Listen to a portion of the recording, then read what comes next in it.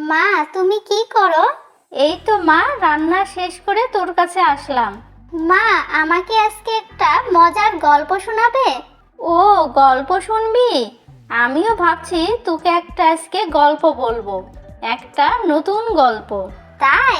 কি গল্প মা, বলো। এক ছিল বিশাল এক সবুজ বন। সেই বনে হরিণ, খরগোশ, বানর, হাতি, পাখি সবাই মিলেমিশে থাকতো। বনের রাজা ছিল এক শক্তিশালী সিংহ।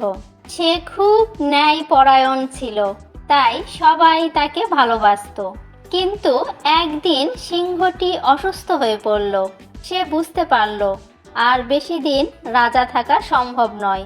তাই সে সব প্রাণীদের ডেকে বলল, আমার পরে এই বনের নতুন রাজা কে হবে তা তোমরাই ঠিক করো। সব প্রাণী চিন্তায় পড়ে গেল, কে হবে রাজা। প্রতিযোগিতা শুরু হয়ে গেল। পেঁচা বলল, আমরা একটা প্রতিযোগিতা করি, যে সবচেয়ে যোগ্য হবে সেই রাজা হবে। সবাই রাজি হলো। প্রথমে এলো বানর। সে গাছ থেকে গাছে লাফিয়ে সবাইকে মুগ্ধ করলো। তারপর এলো হরিণ।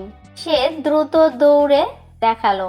হাতি তার শক্তি দেখালো, বড় গাছ ঠেলে ফেলে দিল। সবাই হাততালি দিল। কিন্তু পেঁচা বলল, শুধু শক্তি বা গতি নয়, রাজা হতে হলে বুদ্ধি ও ভালো মনেরও হওয়া দরকার। এক কোণে ছোট্ট এক খরগোশ চুপ করে বসেছিল। সে ভাবল, আমি তো শক্তিশালী নই, দ্রুতও নই, কিন্তু আমি কি কিছু করতে পারি না? ঠিক তখনই বনেতে সমস্যা শুরু হলো। বড় বিপদ আসলো। হঠাৎ একদিন প্রবল বৃষ্টি শুরু হলো। নদীর পানি বেড়ে গেল। বনের অনেক গর্তে পানি ঢুকে গেল। খরগোশদের ঘর ভেসে যাওয়ার উপক্রম। পাখিদের বাসাও নষ্ট হয়ে গেল। সব প্রাণী দিশেহারা। বানর বলল, আমি গাছে উঠতে পারি, কিন্তু সবাইকে বাঁচাতে পারবো না। হাতি বলল, আমি শক্তিশালী, কিন্তু কি করব বুঝতে পারছি না। তখন ছোট খরগোশ সামনে এলো। সে বলল, আমরা যদি সবাই একসাথে কাজ করি তাহলে সমস্যার সমাধান হবে। সে পরিকল্পনা দিল। হাতি বড় গাছ দিয়ে বাঁধ তৈরি করবে। বানররা উপরে উঠে পাখিদের সাহায্য করবে। হরিণরা ছোট প্রাণীদের নিরাপদ জায়গায় নিয়ে যাবে। সবাই তার কথা মেনে কাজ শুরু করলো। সব প্রাণী একসাথে কাজ করতে লাগলো। ধীরে ধীরে পানি থামলো। সবাই নিরাপদে চলে এলো। সবাই অবাক, এই ছোট্ট খরগোশ এত বড় সমস্যা সমাধান করলো।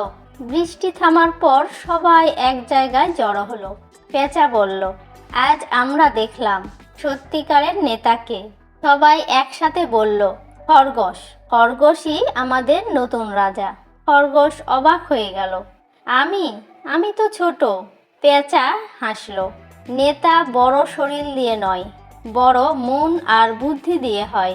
তারপর থেকে খরগোশ সবার কথা শুনতো, সবার পাশে থাকতো। সে কখনো একা সিদ্ধান্ত নিত না, সবাইকে নিয়ে চলতো। বন আবার সুখে শান্তিতে ভরে উঠল। একতার শক্তি সবচেয়ে বড় শক্তি। নেতা হতে হলে দয়া, বুদ্ধি ও সাহস দরকার। ছোট হলেও বড় কাজ করা যায়। আজকের গল্পটির নাম ছিল বনের নতুন রাজা ও বন্ধুত্বের শক্তি। কেমন লাগলো মা গল্পটি শুনতে? হ্যাঁ মা, খুব ভালো লেগেছে। তোমাকে অনেক ধন্যবাদ আমাকে নতুন একটা গল্প শোনানোর জন্য। তুমি ঠিকই বলেছো, একতার শক্তি সবচেয়ে বড় শক্তি।